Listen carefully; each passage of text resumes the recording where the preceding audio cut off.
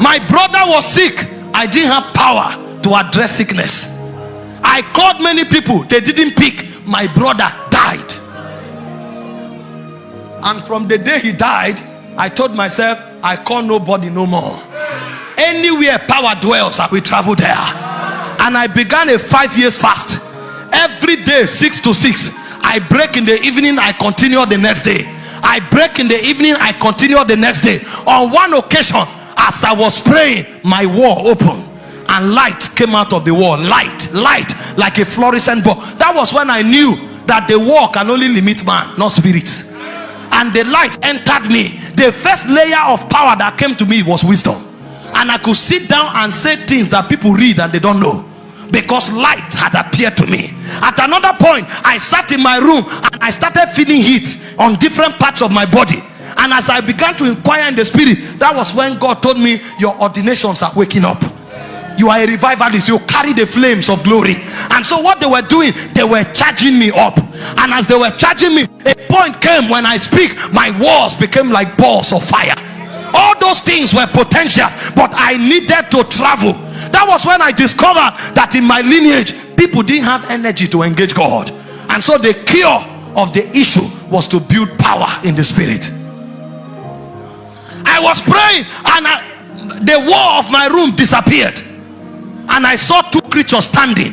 One had 10 horns. The other one was like a corpse that was decayed and was removed from the grave.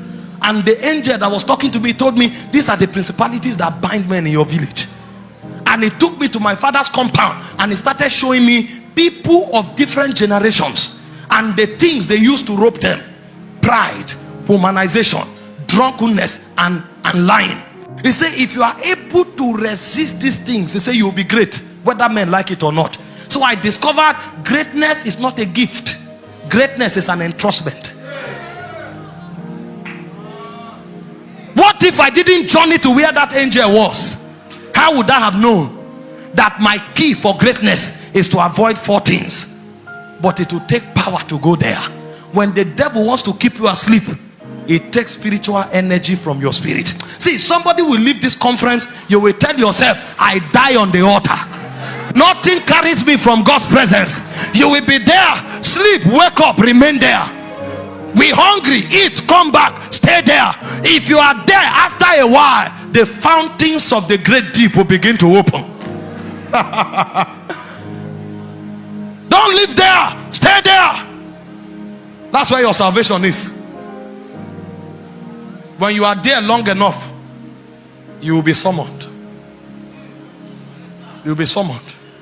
Because you can't enter on your own. You have to be summoned. But you need energy to tarry long enough for the door, the shout to come. You know what happened to John? The Bible said they threw him to the island of Patmos. The word Patmos means death. They threw him there so that he would be frustrated. But John knew the secret. He said, I was in the spirit on the Lord's day. And he was there until suddenly he said, I heard the sound of a trumpet. As I turned, he was summoned. You need spiritual energy. If you lack spiritual energy, know that you are in the grave. That's the devil's way of burying men.